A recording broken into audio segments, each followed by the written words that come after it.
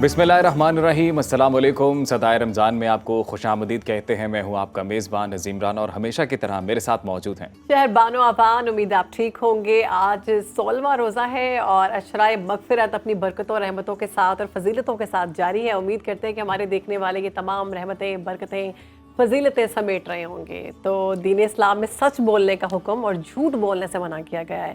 तो आज बात करेंगे झूठ बोलने पर। अजीम, तो झूठ नहीं बोलना चाहिए, बिल्कुल सबको पता है। झूठ एक ऐसी बीमारी है जिससे शायद ही कोई इंसान महफूज हो।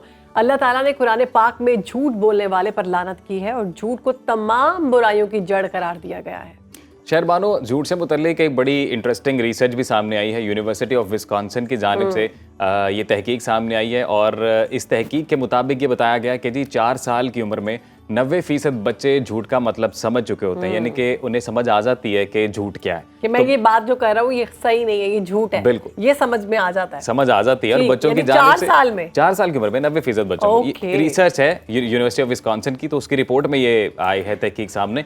और बच्चों की जानिब से सबसे ज्यादा यानी कि 86% झूठ बोला जाता है जी पेरेंट्स से, जो वो अक्सर स्कूल जाते वक्त बहाने मारते हैं कि जी तबीयत खराब है, आज स्कूल नहीं जाना, पेट में दर्द हो रही है। बिल्कुल। और पेरेंट्स के बाद नंबर आता है दोस्तों का, यानी कि बच्चे फिर दोस्तों से झूठ बोलते हैं, यानी कि 75% यानी 86% वालिदैन से झूठ बोला जाता है, 75% दोस्तों से झूठ बोला जाता है। बहन भाई भी बोलते हैं, वो तीसरे नंबर पर आते हैं। बहन भाइयों से 73% झूठ बोला जाता है। और इसके अलावा इस रिपोर्ट में ये भी बताया गया है कि बालिग अफराद हर 10 मिनट में 3 झूठ बोलते हैं। Oh my God. नौकरी के लिए बनाए गए जो सीवीज हमारे रिज्यूमे सामने आते हैं उसमें 31% लोग ऐसे हैं वो 31% है जी जो झूठ बोलते हैं सीवी में। और एक दिन में एक शख्स औसतन 4 बार झूठ बोलता है।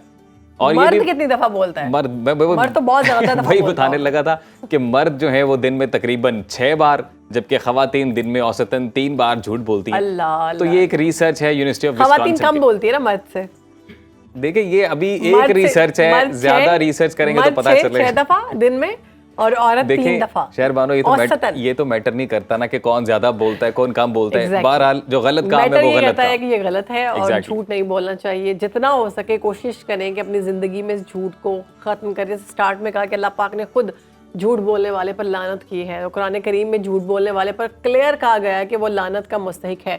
तो कोशिश करें कि अपनी जबान को दबा लें।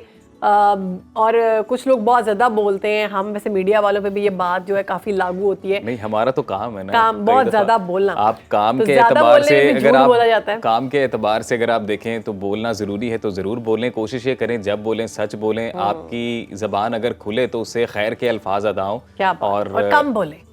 कम बोलना तो वैसे ही अच्छी बात है, वो तो क्या ही बात है, वो तो एक सिफ्त है। और किसी ने कहा था कि अगर किसी ऐसे मकाम पर कि जहाँ तुम्हें बात का पता हो और तुम वो बात ना कर सको तो बेहतर है कि तुम अपने जबान को दांतों में दबा लो, तो तुम झूठ ना बोलो। तो ये आज की हमारी अच्छी बात जो हमने आप तक पहुंचाई है और थोड़ी सी हमने इसमें रिसर्च भी ऐड की है। होप थोड़ी इंटरेस्टिंग आपके लिए बनाने की कोशिश की। तो बहरहाल आगे बढ़ते हैं जी। और हमारे बड़े खास गेस्ट हमारे साथ मौजूद हैं अरहम ताहिर। इनके बारे में मुझे बड़ी इंटरेस्टिंग बात पता चली अजीम, ये कि ये कहीं पे भी बैठते हैं तो ये कुरान पाक की तिलावत शुरू कर देते हैं बड़ी खूबसूरत एक किरात में। और वो जब किरात पढ़ते हैं तो जो लोग सुनते हैं इनको वो एकदम मतवज्जो होते हैं कि ये किसी बड़े मशहूर कारी की आवाज़ आ रही है, कहाँ से आ रही है। लेकिन जब देखते हैं तो ये सेकंड ईयर के स्टूडेंट हैं, बिल्कुल 12वीं जमात के तालिब इल्म हैं, हाफिज़ कुरान है माशाल्लाह से। और अरहम की ख़ास बात जो इनकी वजह शोहरत बनी वो किरात बनी। ये जनाब मिमिक करते हैं मुख्तलिफ जो मशहूर कारी हैं पूरी दुनिया में, ज़बान में कुरान पाक की तिलावत करते हैं। तो आज अरहम हमारे साथ मौजूद है, उनसे बात करते हैं। Welcome to Sadae Ramzan. अरहम कैसे हैं आप? अल्हम्दुलिल्लाह।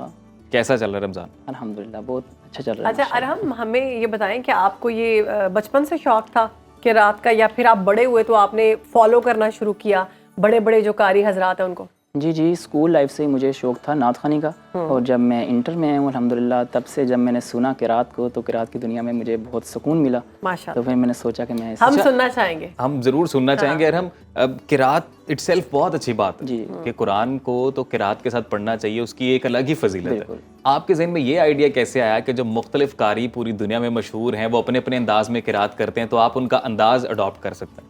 जी अल्हम्दुलिल्लाह, अल्लाह का जितना शुक्र अदा करूँ कम है कि मैं जब सुनता था ना डिफरेंट कारियों को सुना है मैंने। सबसे पहले मिस्री कारी अब्दुल बासित साहब को, जितना रात सोना तो हैंड फ्री लगा लेनी, इसका मतलब कि आप कुरान पाक को इतने आप हाफिज भी हैं? जी अल्हम्दुलिल्लाह माशाल्लाह। इसीलिए तो सुनना, फिर डिफरेंट कारी, फिर जैसे ही قرآن کی تلاوت جو بھی سامنے آیا، یعنی بچپن میں تو پتہ نہیں تھا، انٹر میں تو جب آہستہ آہستہ ٹائم گزرا تو پتہ لگا امام کعبہ کی آواز میں کچھ کر سکتا ہوں، تو الحمدللہ میں نے کوشش کی اور الحمدللہ میں نے اس کو پک کیا. سنائیں پھر ہمیں. سب سے پہلے میں آپ کو امام کعبہ عبد الرحمن السدیس کی آواز میں تلاوت سناؤں گا سورۃ الفاتحہ میں. بسم اللہ الرحمن الرحیم. الحمد للہ رب العالمین الرحمن الرحیم مالک یوم الدین ایاک نعبد وإیاک نستعین اهدنا الصراط المستقیم صراط الذین أنعمت علیہم غیر المغضوب علیہم ولا الضالین. آمین. ماشاءاللہ ماشاءاللہ کیا بات ہے. تو انداز ویسے بڑا خوبصورت ہے، آپ کی آواز بڑی اچھی ہے. اچھا ارحم، آپ نے اب آگے جس انداز کو آپٹ کرنا ہے نا، آپ نے کوشش کرنی ہے کہ آپ نے تھوڑا تیزی رکھنی ہے، ہمارے پاس وقت کی قلت ہوتی ہے، تو اس حوالے سے آپ نے کرا. اس کے بعد آپ کو یاسر الدوسری، کیونکہ میں ایک ہی سورہ رکھوں گا. لوگ سمجھتے ہیں کہ ایک سورہ کو ڈفرینٹ قاری کے بعد میں بالکل بالکل، ہاں یہ اچھا ہے تاکہ ہمارے سننے والوں کو بھی سمجھ آ جائے. بالکل سمجھ آئے. تو یہ بھی سورۃ الفاتحہ ہوگی. یاسر الدوسری بھی امام کعبہ ہیں تو انشاءاللہ کی آواز میں. الحمد للہ رب العالمین الرحمن الرحیم مالک یوم الدین ایاک نعبد وإیاک نستعین اهدنا الصراط المستقیم صراط الذین أنعمت علیہم غیر المغضوب علیہم ولا الضالین. آمین. کے بعد امام کعبہ ماہر المعقلی کی آواز میں. الحمد للہ رب العالمین الرحمن الرحیم مالک یوم الدین ایاک نعبد وإیاک نستعین اهدنا الصراط المستقیم صراط الذین أنعمت علیہم غیر المغضوب علیہم ولا الضالین. آمین. اس کے بعد قاری عبد الرحمن مسعد کی آواز میں، جو ٹاپ ٹرینڈنگ ہے الحمدللہ ٹک ٹاک سوشل میڈیا پہ. تو میں نے فرسٹ ٹائم اس کو جب کیا 2020 وجہ شہرت آپ کی جو بنی وہ یہ ان کی آواز ہے. چلیں جی پلیز. یہ سورۃ ال عمران کی آیت پڑھوں گا انشاءاللہ. ضرور ضرور. اعوذ باللہ من الشیطان الرجیم بسم اللہ الرحمن الرحیم. یا عبادی الذین آمنوا ان ارضی واسعۃ فإیایا فاعبدون کل نفس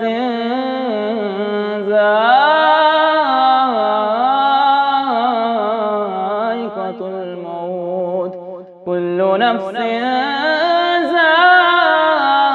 ذائقۃ الموت ثم الینا ترجعون والذین آمنوا وعملوا الصالحات لنبوئنهم من الجنة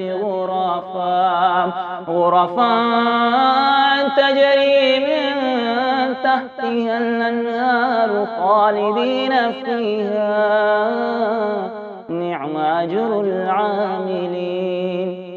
سبحان اللہ ماشاءاللہ. یہ تو میں نے بھی سنی ہوئی ہے، مجھے نہیں پتا تھا یہ آپ کی آواز میں ہے.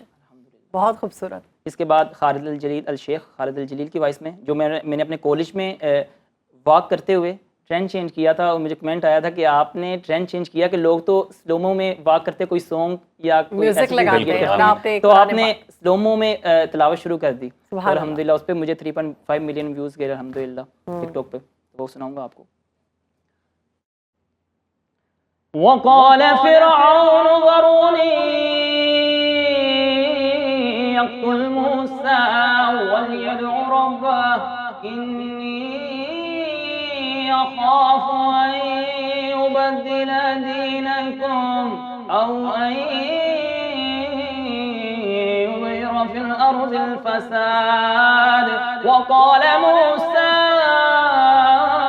إني عصت بربي وربكم إني عصت بربي وربكم من كل متكبر لا يؤمن بيوم الحساب وقال رجل مؤمن من آل فرعون يكتم إيمانه وتقتلون رجلا أن يقول ربي الله. ماشاءاللہ خوبصورت، سبحان اللہ، بہت خوبصورت، بہت خوبصورت انداز میں آپ پڑھتے ہیں. اور ہم چاہتے ہیں کہ جاتے جاتے ہمارے ناظرین کو آپ یہ بھی بتا دیں کہ اب آپ کا فیوچر پلانز کیا ہیں. انشاءاللہ تعالیٰ ابھی انٹر پارٹ 2 کا اسٹوڈنٹ ہوں اور اس کے بعد پلان تو یہی ہے کہ مدینہ یونیورسٹی سعودیہ میں ایڈمیشن ہو جائے انشاءاللہ تعالیٰ. اور میں ہو بہو اذان بھی دیتا ہوں اور میرا یہ خواب ہے جب بھی میں اذان دیتا ہوں مسجد میں تو یہ سوچتا ہوں کہ میں مکے میں اذان دے رہا ہوں. تو الحمدللہ لوگ بھی مجھے پریفر کرتے ہیں، اپریشیٹ کرتے ہیں کہ کئی میرے انکل وغیرہ کہتے ہیں جیسی آپ کی اذان سنتے ہیں.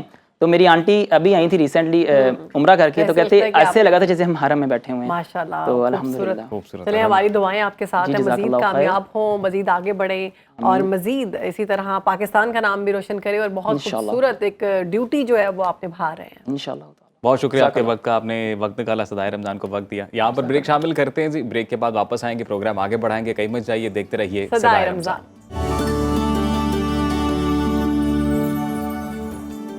ناظرین، پروگرام میں اب بات کرتے ہیں اسلام کے پہلے خلیفہ اور عشرہ مبشرہ میں شامل عبداللہ ابن ابی قحافہ، جنہیں دنیا حضرت ابو بکر صدیق رضی اللہ تعالیٰ عنہ کے نام سے جانتی ہے.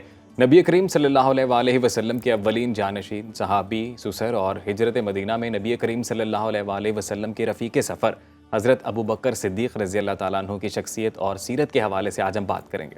تو ہمارے گیسٹ ہمارے ساتھ موجود ہیں، معروف اسکالر ہیں اور قرآنک اسٹڈیز کے اسپیشلسٹ ہیں، جناب عبدالسلام عارف صاحب. اس سے پہلے تو آپ کو خوش آمدید کہتے ہیں صدائے رمضان میں. جی مہربانی، بہت کیسے گزر رہے ہیں روزے؟ جی الحمدللہ، اللہ کا شکر ہے. تو پھر بسم اللہ کریں. جی بسم اللہ الرحمن الرحیم. اللہم صلی علی سیدنا محمد وعلی آلہ وصحبہ وبارک وسلم. خلیفہ اول، خلیفۃ الرسول، صدیق اکبر، افضل البشر بعد الانبیاء، سیدنا ابو بکر الصدیق رضی اللہ عنہ جو ہے، ان کی زندگی جو ہے نا وہ نبی کریم صلی اللہ علیہ وآلہ وسلم کے ساتھ بالکل ایسے ہے. نبوت سے پہلے بھی، نبوت کے بعد بھی بالکل ایسے گزری ہے. اور دیکھیں یہ ایک بہت بڑی بات ہوتی ہے کہ اب بندہ اپنے دوست کو پیر مان لے. صحیح بات ہے، ٹھیک ہے نا. آپ سب سے پہلے ایک سائیکولوجیکل انالیسس میں آپ کے سامنے دیتا ہوں. ہم سب ایک سوسائٹی میں رہتے ہیں، یہ ممکن نہیں ہے، بہت کم ہوتا ہے کہ بندہ اپنے دوست کو پیر مان لے. تو یہاں دونوں ہمارے جو محمد مصطفیٰ صلی اللہ علیہ وسلم ہے ان کی بھی اور سیدنا ابوبکر صدیق کا، دونوں کا ظرف ظاہر ہو رہا ہے. ہمارے تو معاشرے میں عبدالسلام صاحب الٹا ہوتا ہے، ساری دنیا مان لیتی ہے، دوست نہیں مانتے اور نہیں مانتے دوست. لیکن یہاں دیکھیں کہ سید المرسلین کی کردار کی بلندی کتنی بڑی تھی کہ ان کا سب سے قریبی دوست ان کو پیر مان لیا. واہ واہ. اور ابو بکر صدیق میں کتنی سچائی اور کتنا عشق اور کتنی محبت تھی کہ بلا چون و چرا جو ہے نا جی ان کو تسلیم کر لیا. ایک تو سب سے بڑا پہلو ان کا یہ ہے. دوسرا ایک مختلف اینگل سے میں آج آپ کو ریپرزینٹ کروں گا کہ ایک سیدنا ابوبکر صدیق کی زندگی میں ایک طرف نبی کریم صلی اللہ علیہ وسلم کھڑے ہیں اور ایک بلند و بالا پرسنالٹی ہیں جن کی برابری کا کوئی تصور بھی نہیں کر سکتا. اور ان کے دوسری طرف عمر ابن الخطاب کھڑے ہیں جو بڑی ٹاورنگ پرسنالٹی ہے، بڑا ٹائم ملا ان کو، بڑی فتوحات، ریفارمز، بڑا کچھ کیا انہوں نے. تو درمیان میں ابوبکر صدیق کا تھوڑا سا دور آتا ہے. صحیح. تو اکثر ہمارے مورخین، محدثین جو ہے نا وہ وہاں سے گزر جاتے ہیں. لیکن بہت کم لوگوں نے اس بات پہ سوچا، لکھا، پڑھا کہ جو کچھ سیدنا عمر فاروق رضی اللہ تعالیٰ عنہ نے کمایا یا حاصل کیا نا وہ سارے کا سارا ابوبکر صدیق کے مرہون منت تھا. میں یہ آپ کو بتاتا ہوں، لیکن پہلے تھوڑا سا نا ابوبکر صدیق کی پرسنالٹی کا جائزہ لے لیتے ہیں ضرور ضرور ضرور. کہ مکہ میں جب الیٹ کلاس، جو ہر سوسائٹی میں ایک الیٹ کلاس ہوتی ہے، مڈل کلاس ہوتی ہے، بالکل. تو ابوبکر صدیق کے میں نے آپ کو پچھلے پروگرام میں بتایا تھا کہ بنو تیم سے ان کا تعلق تھا. ان کے والد جو تھے وہ دارالندوہ کے ممبر تھے، اور اس قبیلے کے ذمے میں دیت کا حساب کتاب رکھنا تھا. صحیح. جو قصاص اور دیت میں جو معاملات آتے تھے ان کو یہ ڈیل کرتے تھے. تو ان کے والد ضعیف ہو گئے، نظر ان کی کمزور ہو گئی، تو انہوں نے والنٹیرلی اپنی زندگی میں ہی اپنے بیٹے کو اس دارالندوہ کا ممبر اپنی جگہ پہ بنا دیا اور اپنے قبیلے کا سردار بنا دیا. ٹھیک. اور اس کے بعد جب نبوت کا اعلان ہوا اور ابو بکر صدیق رضی اللہ تعالیٰ کا جو قبول اسلام تھا نا، دیٹ واز پہلا جھٹکا یا پہلا جالٹ جو تھا نا کفر کے نظام کو ملا، وہ ابو بکر صدیق کا قبول اسلام تھا. صحیح. اس کی وجہ کیا تھی؟ اس کی وجہ یہ تھی کہ ان سے پہلے صرف نبی کریم صلی اللہ علیہ وسلم کی زوجہ محترمہ ہماری اماں، ان کے مولا علی جو ان کے آپ لے پالک بیٹا بھی کہہ سکتے ہیں، بھائی بھی جو ان کے گھر کے فرد تھے، صحیح، اور ان کا ایک جو ذاتی خادم تھا، صرف انہوں نے نبوت کو تسلیم کیا. ابوبکر صدیق شہر سے باہر گئے ہوئے تھے، بہت بڑے تاجر تھے، امیر کبیر آدمی تھے، مکہ کی ایلیٹ کلاس سے تعلق رکھتے تھے. اچھا. اور ایک ان کا پورا ایک سوشل سرکل تھا، ایک کلب تھا ان کا، جس طرح سمجھ لیں کہ آپ مکہ کے اس وقت کے چیمبر آف کامرس میں سب سے بڑا پریشر گروپ جو تھا نا، وہ ابوبکر صدیق اس کو لیڈ کرتے تھے. وہ جو ہی وہ واپس آئے، لیکن ان کی دوستی نبی کریم صلی اللہ علیہ وسلم سے بہت پہلے تھی، اور جب وہ اس وقت سے دوستی کا ان کا جو ہمیں ریکارڈ ملتا ہے وہ ملتا ہے کہ جب نبی کریم صلی اللہ علیہ وسلم نے اماں خدیجہ سے نکاح کیا اور نبی کریم صلی اللہ علیہ وسلم ان کے گھر میں شفٹ ہوئے، جب اماں خدیجہ گئے تو اسی گلی میں ابوبکر صدیق کا گھر تھا. اچھا. تو وہاں سے ہمیں ہو سکتا ہے اس سے پہلے بھی دوستی ہو، لیکن اس کے بعد ان کی دوستی بہت زیادہ ہو گئی اور بڑی قربت ہو گئی. اب یہ اس میں 15 سال کا وقفہ گزر گیا نا، 25 سال کی عمر میں نبی صلی اللہ علیہ وسلم نے پہلا نکاح کیا اماں سے، اور 40 سال میں نبوت کا اعلان. تو یہ کم از کم بھی اگر ہم دیکھیں تو یہ 15 سال پرانی دوستی ہے. اور اس دوستی میں جب وہ واپس آئے، کعبہ کا طواف کر رہے تھے، تو انہوں کو نے پوچھا کہ کوئی ایسا غیر معمولی واقعہ تو نہیں ہوا مکے میں.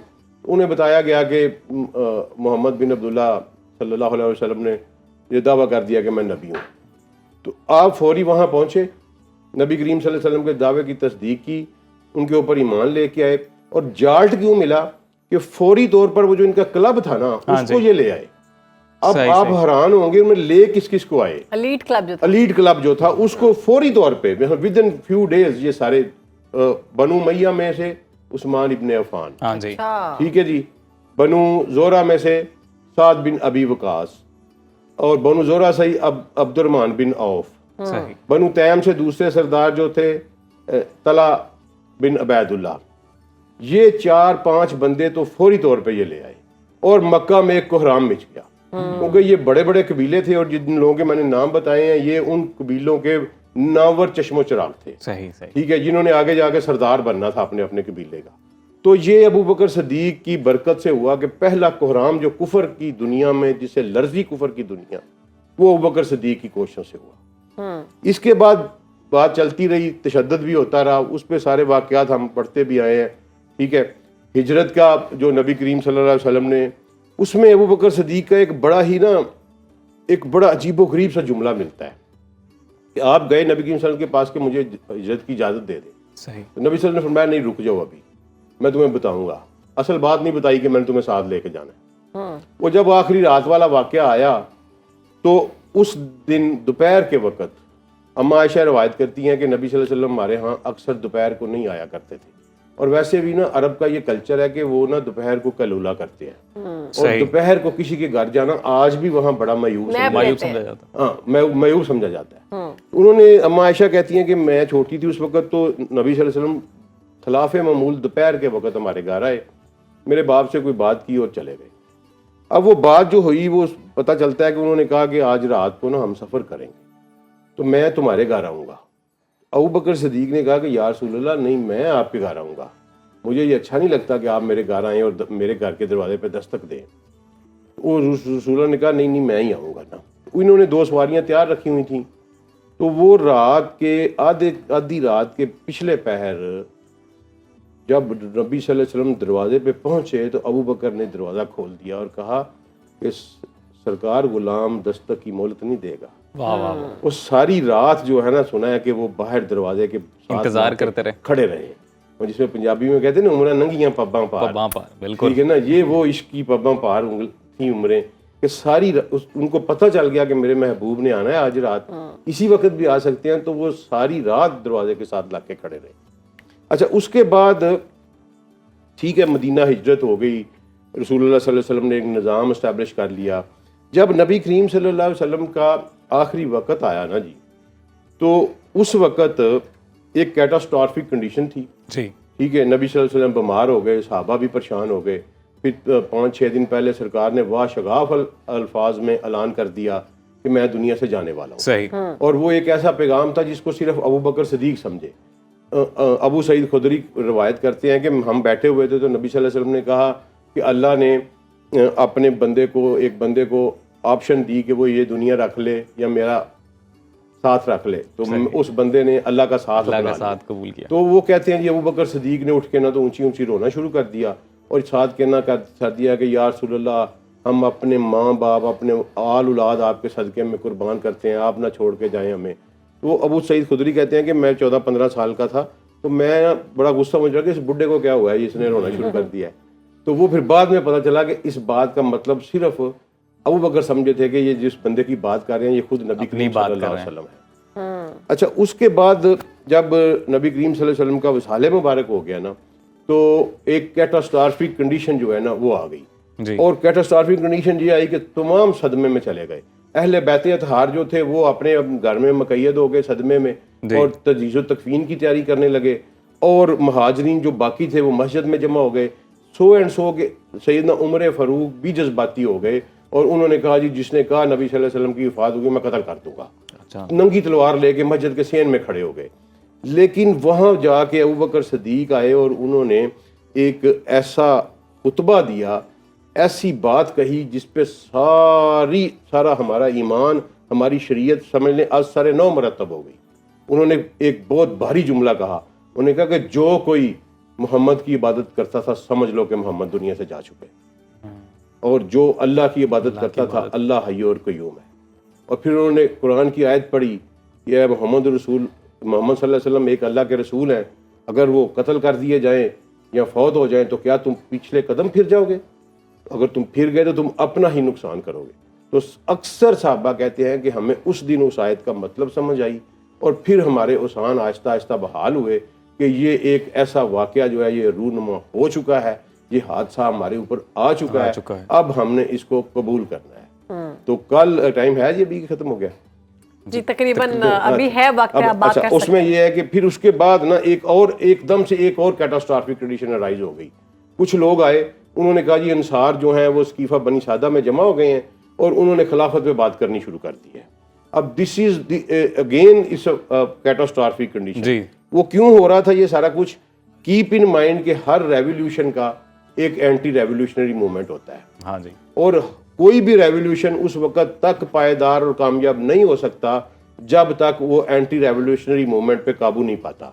आप अपने रीसेंट इनकलाब में जो इमाम खमैनी लहरमा लेके आए ईरान में, तो उन्होंने आते ही पासदाराने इनकलाब बनाई, ठीक है, और उसने फिर वहाँ काउंटर किया उस एंटी रेवोल्यूशनरी मूवमेंट को। अगर वो रिवोल्ट होता है, हाँ रिवोल्ट जो होता है, अगर वो उस एंटी रेवोल्यूशनरी मूवमेंट को ना कंट्रोल करते तो ईरानी इनकलाब भी 2-3 सालों में खत्म हो जाता। तो जो कोई भी इनकलाब दुनिया में पायदार हुआ है वो उस वक्त तक पायदार नहीं हुआ जब तक एंटी रेवोल्यूशनरी मूवमेंट को कंट्रोल नहीं किया गया। अबू बकर सिद्दीक के ऊपर साहब माजरत के साथ वक्त हमारा खत्म हो चुका हुआ है और सिलसिले को कल भी बिल्कुल कंटिन्यू करेंगे। बहुत शुक्रिया, आपने हमें वक्त दिया, खूबसूरत गुफ्तगू की और ये सिलसिला जारी रहेगा, आपने कहीं जाना नहीं। देखते रहिए सदाए रमजान। सदाए रमज़ान में आपको खुशामदीद कहते हैं। आगे बढ़ेंगे और आपको बताएंगे आज एक हीरो के बारे में, पाकिस्तान के टैलेंट की बात करेंगे। किक बॉक्सर हैं आगा कलीम, जिन्होंने मार्शल आर्ट्स में फतह के झंडे गाड़ लिए हैं और वर्ल्ड मोए थाई चैंपियनशिप दूसरी मर्तबा अपने नाम कर ली है। और इसमें सबसे इंटरेस्टिंग बात यह है अजीम कि इन्होंने कहीं से कोचिंग नहीं ली, ये खुद अपनी मदद आपके तहत सब कुछ करते हैं और 2 दफ़ा के चैंपियन बन चुके हैं। तो वेलकम करते हैं प्रोग्राम में आपको। Agha, thank you so much for your time. कैसे हैं आप? अल्हम्दुलिल्लाह खैर, ठीक है, फर्स्ट क्लास. आगा कलीम, कैसा चल रहा है रमज़ान?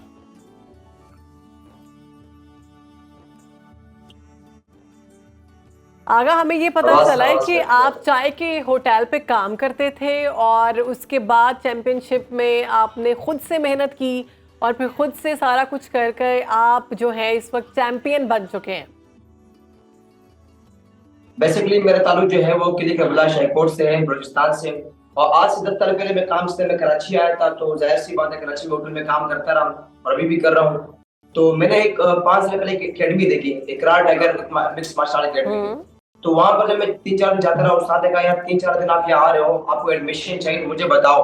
मैं कहा सर एडमिशन चाहिए मगर मेरे पास फीस नहीं कि मैं आपको पे करूँ. सर ने कहा इतनी सी बात. मैंने कहा जी.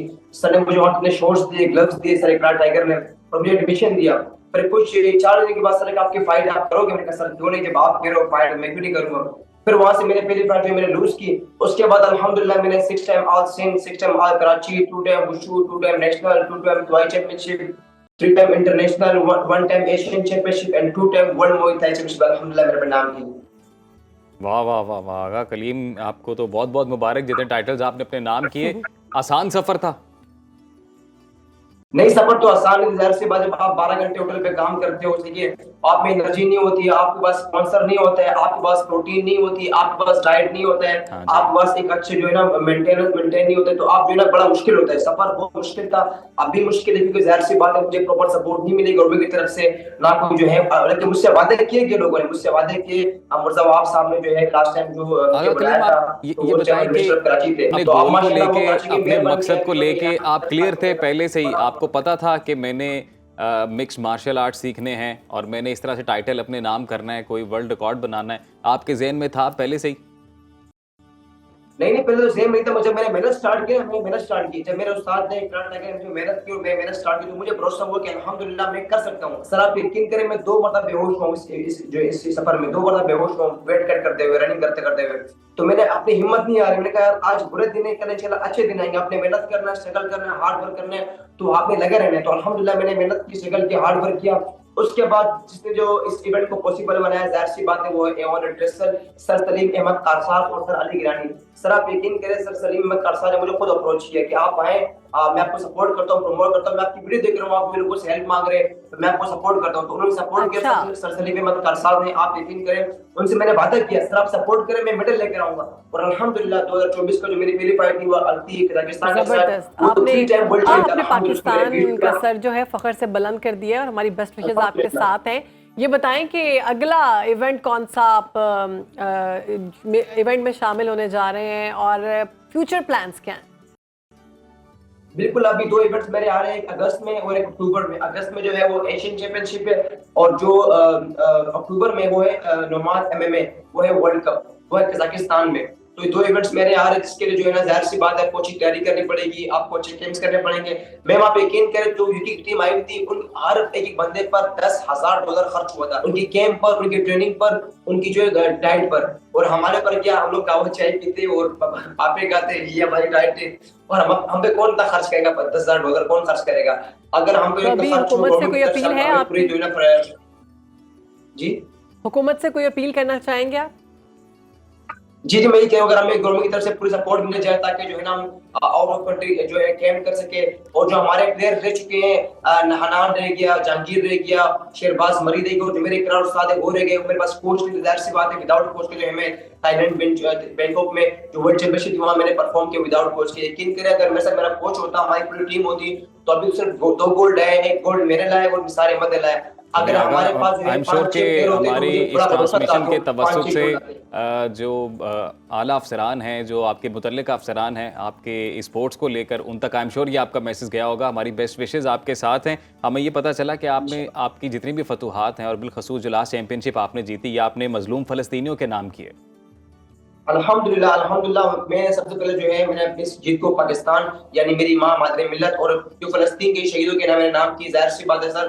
देखो मैं इतना कर सकता हूँ कि जितना मेरे बस में, मैंने सर देखो उन पर इतना जुल्म हो रहा है, जबर हो रहा है, तो मैंने कहा यार ये इवेंट उनका हक बनता है कि मैं उसमें इवेंट के हक करूँ। अल्हम्दुलिल्लाह यहाँ से पाकिस्तान से मैंने झंडा लेकर गया हूँ फलस्तीन का, और अल्हम्दुलिल्लाह सर वहाँ पर 40 कंट्रीज आई हुई थी, 40 कंट्रीज के अंदर अल्हम्दुलिल्लाह मैंने फलस्तीन और पाकिस्तान का पर्चम अल्हम्दुलिल्लाह बुलंद किया।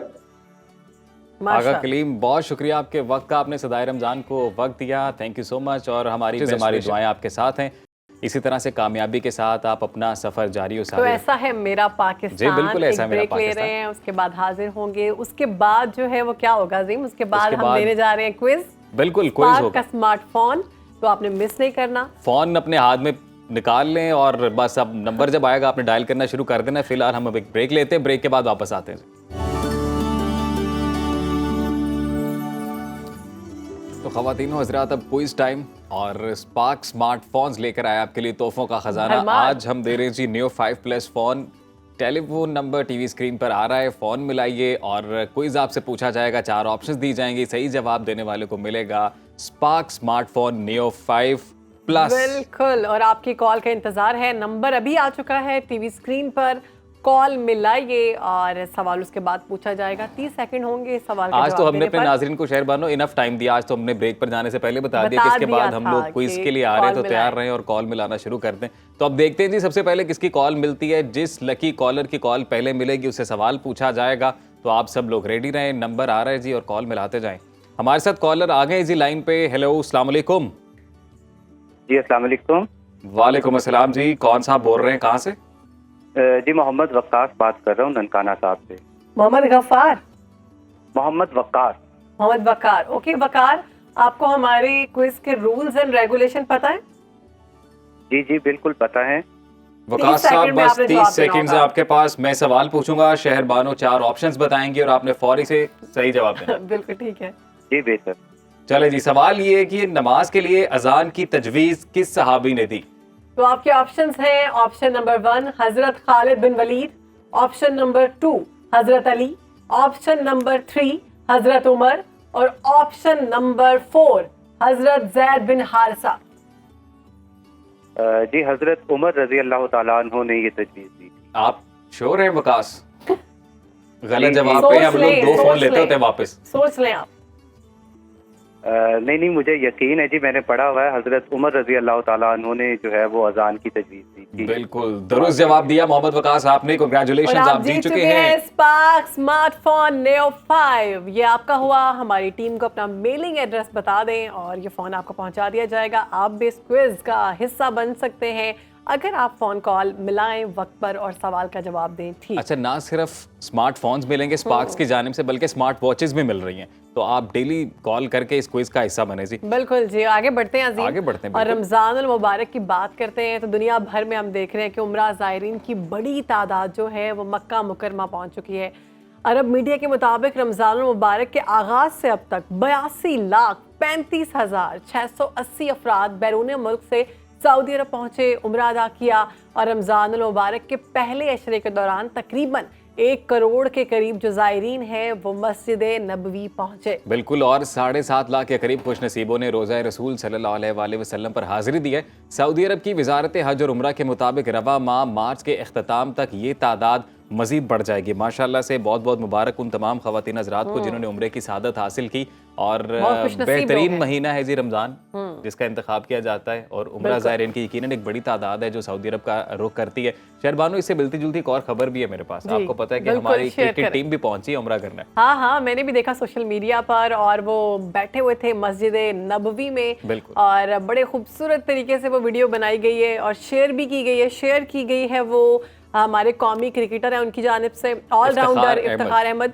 और वहाँ पर जो ये आप देख सकते हैं नसीम शाह मौजूद हैं और उनके हमरा इमामुल हक हैं, साबिक कप्तान हैं बाबर आजम, वो भी मस्जिद नबवी में इस वक्त रोज़ा जो है इफ्तार कर रहे हैं। वीडियो में दिखाया जा रहा है, बड़ा खूबसूरत मंजर है ये। बड़ा खूबसूरत मंजर, बड़ी खूबसूरत वीडियो। हमारे क्रिकेटर्स यानी दुनिया में आप कितने बड़ी सेलिब्रिटीज बनकर फिरें, आप बड़े बड़े महलों में रहें, बड़ी बड़ी गाड़ियों में बैठें, लेकिन ये ऐसा मकाम है कि वहाँ पर आप सब बराबर हैं।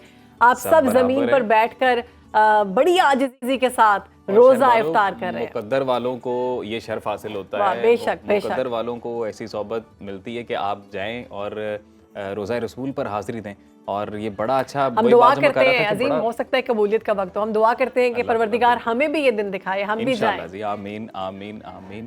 تو یہ بڑی اچھی ویڈیو ہے جی, آج کل بڑا چرچا چل رہا ہے اس ویڈیو کا سوشل میڈیا پر, اور یہ ویڈیو ہم نے اپنے ناظرین کے ساتھ بھی شیئر کی. ہم نے کہا جی کہ آپ کے ساتھ بھی شیئر کرتے ہیں یہ وہ مناظر کہ جب ہمارے کرکٹرز ایک ساتھ بیٹھ کر افطاری کر رہے ہیں مسجد نبوی میں.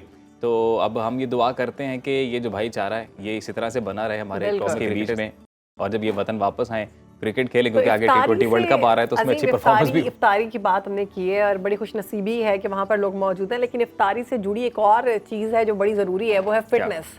کہ ہمیں افطار کرتے وقت یہ خیال رکھنا ہوگا کہ یہ کوئی پہلا اور آخری افطار نہیں ہے, ہم نے ابھی اور بھی کھانا ہے اور ساری زندگی کھانا ہی ہے. تو کچھ لوگ میں نے دیکھا ہے کہ وہ افطار کے ٹائم جو ہے وہ کھانے کو اس طرح سے کھاتے ہیں کہ بس آج ہی ملنا ہے, اس کے بعد تو ملنا نہیں. آخری افطاری سمجھ کے کی جاتی ہے, آخری افطاری. اور یہ بھی نہیں دھیان رکھتے کہ پیٹ بھی اپنا ہی ہے, میدا بھی اپنا ہی ہے, اپنے اسٹمک میں ڈال رہے ہیں. لیکن نہیں جی, انہوں نے کھانا ہے تو ان کے حل کے لیے ہم نے گیسٹ منگوائے ہیں. جی بالکل, ہمارے ساتھ موجود ہیں فٹنس ایکسپرٹ ہیں حافظ خالد صاحب. حافظ خالد صاحب, thank you so much for your time. اور یہ بھی پتا چلا ہے کہ آپ بھی ماشاءاللہ عمرے کی سعادت حاصل کرنے جا رہے ہیں, اور اس سے پہلے آپ نے سنو صدائے رمضان کو وقت دیا, بہت شکریہ.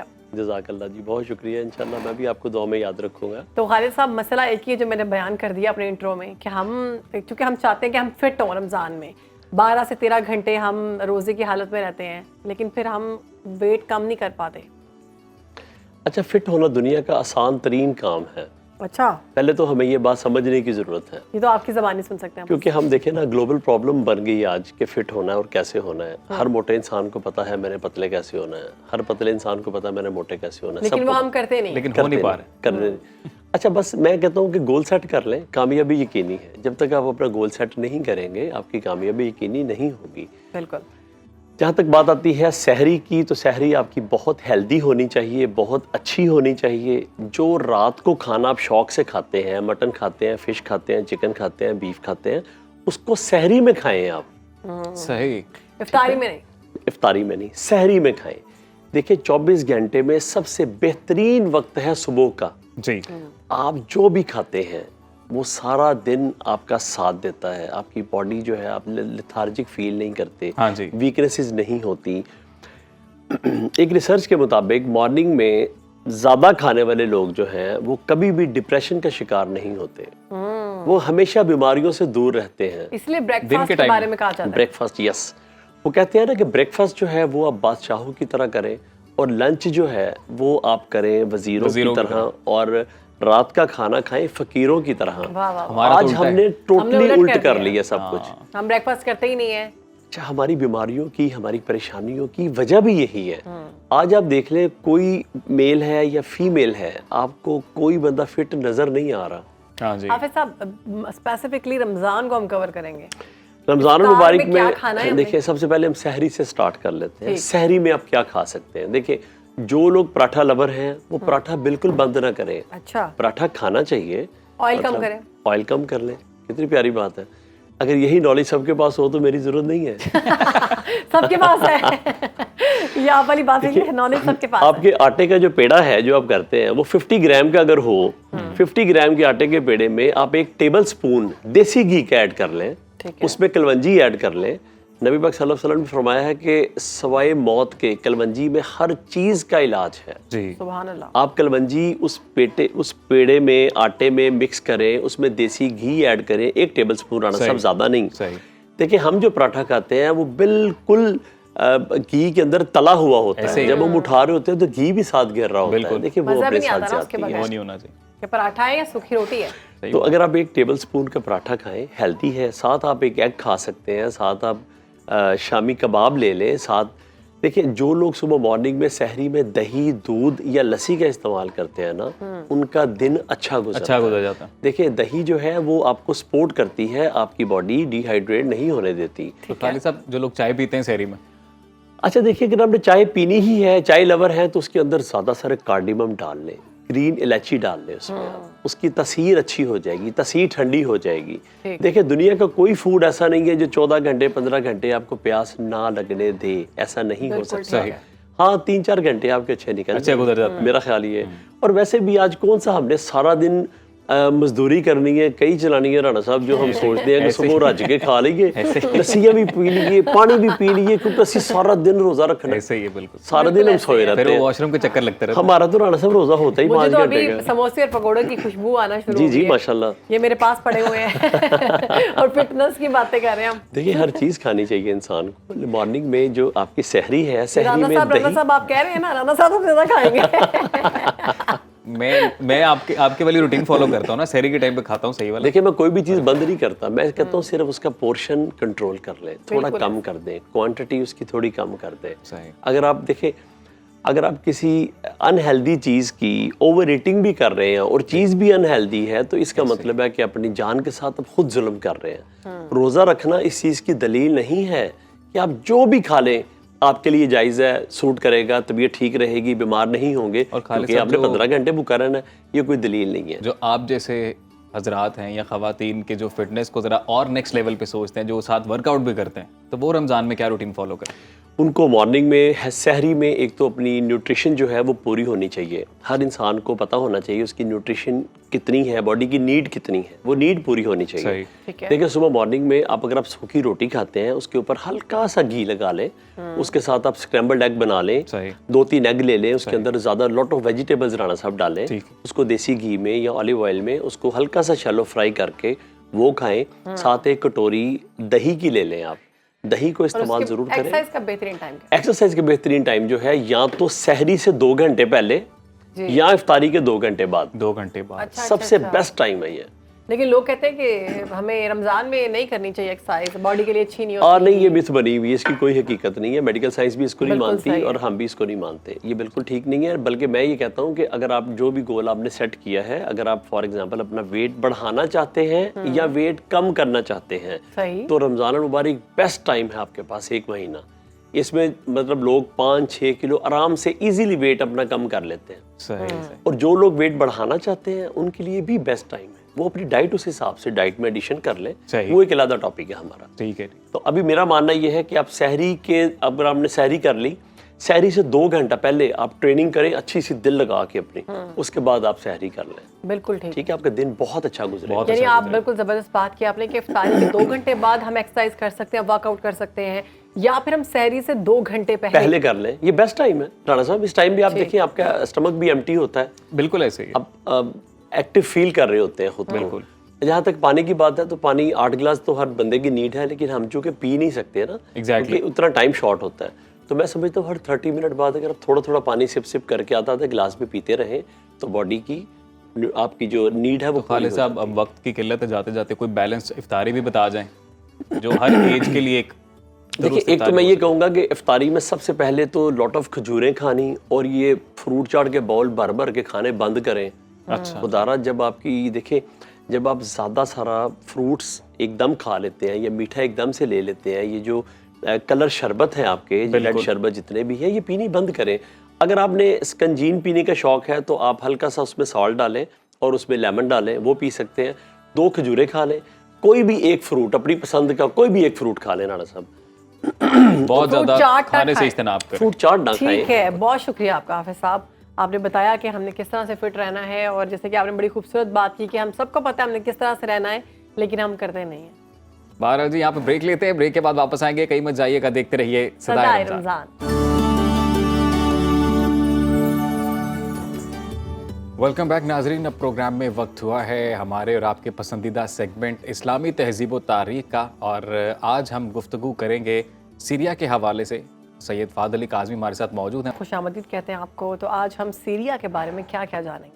जी, हम शाम की पहले कुछ तारीख देखेंगे, नबी सल्लल्लाहु अलैहि वसल्लम के दौर में क्या हुआ, सहाबा यहाँ पे कैसे आए, और शाम किस तरह से, जो कि बिजेंटीनियन एम्पायर का पार्ट था और वो फिर मुस्लिम एम्पायर का पार्ट बना। तो और ख़ास तौर पे आज हम जंग यरमूक की टुवर्ड्स द एंड बात करेंगे, और हमारे all time one of the best generals globally हज़रत खालिद बिन वलीद रज़ी अल्लाह तआला अन्हु का भी तज़किरा होगा। सर ठीक है, तो फिर बिस्मिल्लाह करें। बिस्मिल्लाह करें। प्लीज। शाम के हवाले से शाम भी एक कदीमी इलाका है, और जैसे हम ओवर द डेज बात करते रहे हैं کہ جارڈن، پیلسٹائن، شام، یہ پورا گریٹر شام جو ہسٹوریکل تھا یہ اس کا پارٹ تھا. صحیح.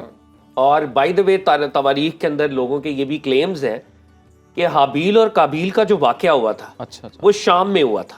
اور وہ غار یہاں پہ موجود ہے اچھا کہ جس میں یہ قتل ہوا، جو پہلا قتل تھا جی بالکل. وہ شام اس حوالے سے بھی جانا جاتا ہے. اور بہت سے لوگوں کا یہ بھی خیال ہے کہ جب بی بی مریم سلام اللہ تعالیٰ علیہا کے پر تہمت لگی جی جی تو وہ جناب عیسیٰ علیہ السلام کو لے کر بھی ہولی لینڈ سے شام آئی تھی. ویسے تو وہ اوور آل ہی شام تھا، پیلسٹائن بھی اس کا پارٹ تھا، لیکن ہولی لینڈ کی جو باؤنڈریز ہیں وہ جارڈن ریور سے میڈیٹرینین تک ہے اور گریٹر شام میں باقی شام کا علاقہ ہے. تو یہ بھی لوگوں کا کلیم ہے کہ سیدنا عیسیٰ علیہ السلام جب چھوٹے تھے تو وہ بھی یہاں پہ انہوں نے کچھ دیر قیام کیا. ٹھیک. سرکار دو عالم صلی اللہ علیہ وسلم کے دور میں اگر ہم آئے تو سرکار دو عالم صلی اللہ علیہ وسلم کے دور میں یہ جو شام ہے یہ پروونس تھا بیزنٹینین امپائر کا. بازنطینی یہاں پہ حکومت کرتے تھے. یہ ایسٹرن رومن امپائر تھی جس کو ہم عرف عام میں رومن امپائر کہتے ہیں. Roman empire. ٹھیک ہے. اور دوسری طرف ایک اور سپر پاور تھی جس کو ہم ایرانین امپائر یا اس کا جو پرشین امپائر یا ساسانین امپائر بھی اس کو کہتے ہیں.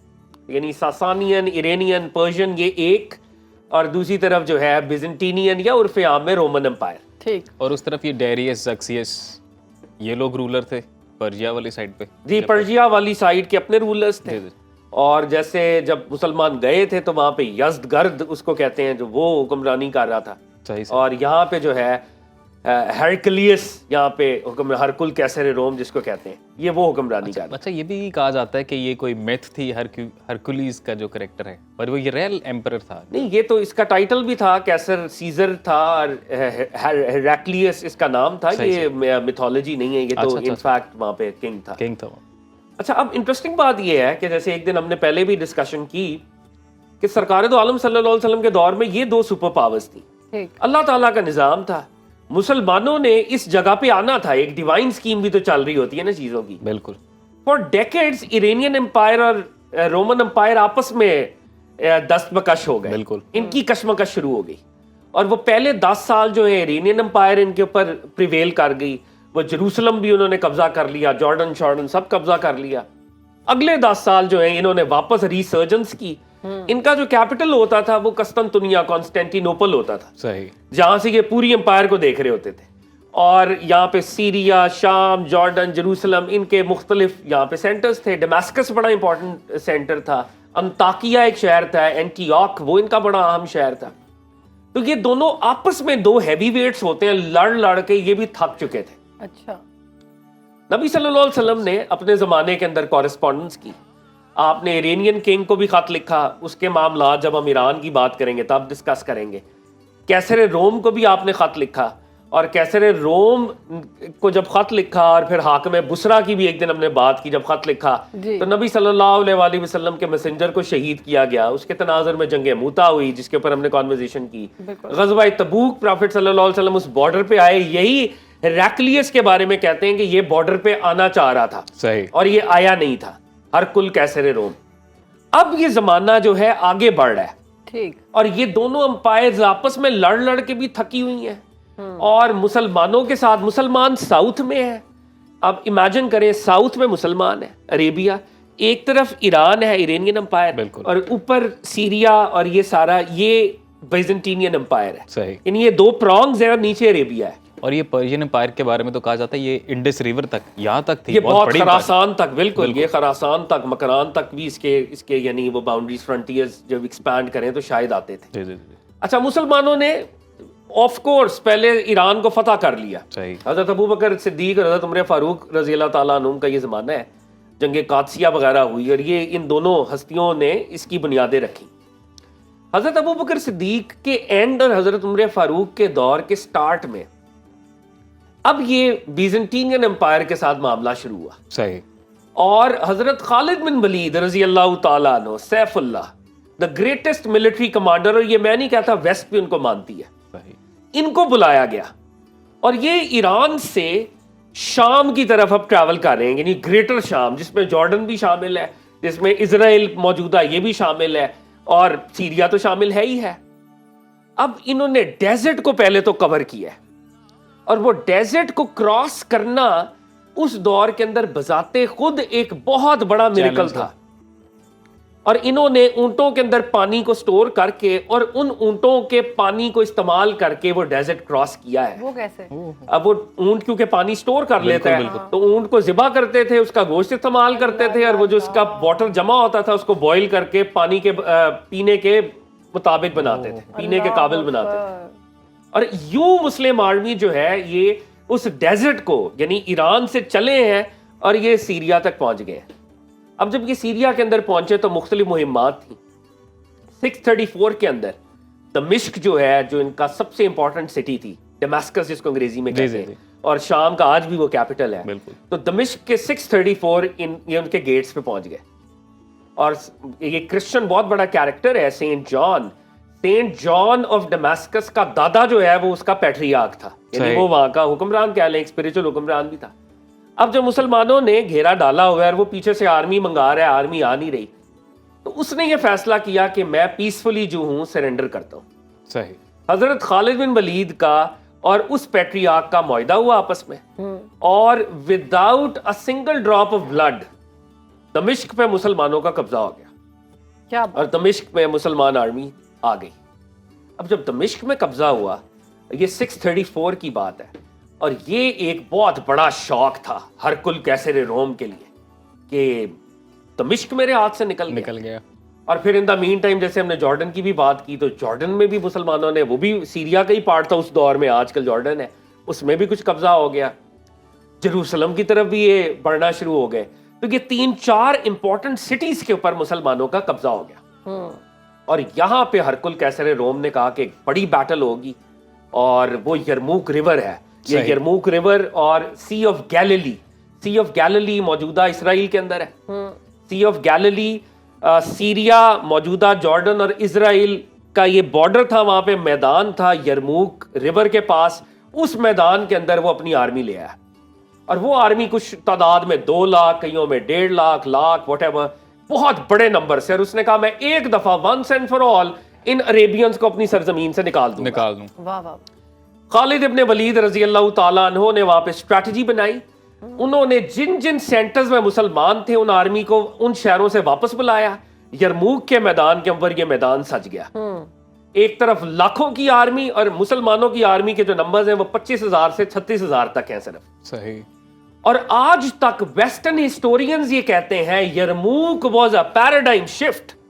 اگر یرموک میں ہرکل کیسر روم پریویل کر جاتا تو شاید دنیا کی تاریخ کچھ اور ہوتی. بالکل. حضرت خالد بن ولید کی جو یہ 6 ڈے وار تھی, 6 ڈے وار, اور 6 دن مسلمانوں نے ان کو شکست فاش دی. 4,000 مسلمانوں کی شہادت ہوئی. اور حضرت خالد ابن ولید کی جو ملٹری اسٹریٹجی تھی وہ ہمیں نظر آئی. اور وہ ملٹری اسٹریٹجی کیا تھی؟ مسلم سولجرز لائٹ ویٹ کے ساتھ ٹریول کرتے تھے. اچھا. اور وہ ہیوی ویٹ, وہ ان کے آرمرز ہوتے تھے بڑے بڑے, ان کے ویپنز ہوتے تھے بہت بھاری قسم کے. مسلمانوں کی جو ملٹری اسٹریٹجی تھی وہ تھے ٹریول لائٹ, تھکے نہ, انرجی تھکے بھی نہ, ٹریول لائٹ, اور شہادت کے لیے تو تیار ہی تھے. فہد صاحب کل یہیں سے کہانی آگے بڑھائیں گے, معذرت کے ساتھ وقت ختم ہو گیا ہمارے پاس, اور بڑی دلچسپ کہانی آپ یہ سنا رہے ہیں. یرموک بہت ایک ٹرننگ پوائنٹ ہے گلوبل ہسٹری کے اندر, جہاں پہ ہم اسی سے آگے انشاءاللہ چلیں گے. کل یرموک سے ہی کہانی آگے بڑھائیں گے. تو آئی ایم شیور اور آئی ایم ہوپ کہ آپ نے یہ انجوائے کیا آج کا ہمارا جو پروگرام ہے. آج کے لیے مجھے اور شہر بانو کو اجازت ہے. کل دوبارہ آپ کی خدمت میں حاضر ہوں گے کچھ نئے موضوعات کے ساتھ, نئی گیسٹ لائن کے ساتھ. اب تک اپنا اور اپنے پیاروں کا خیال رکھیں. اللہ حافظ.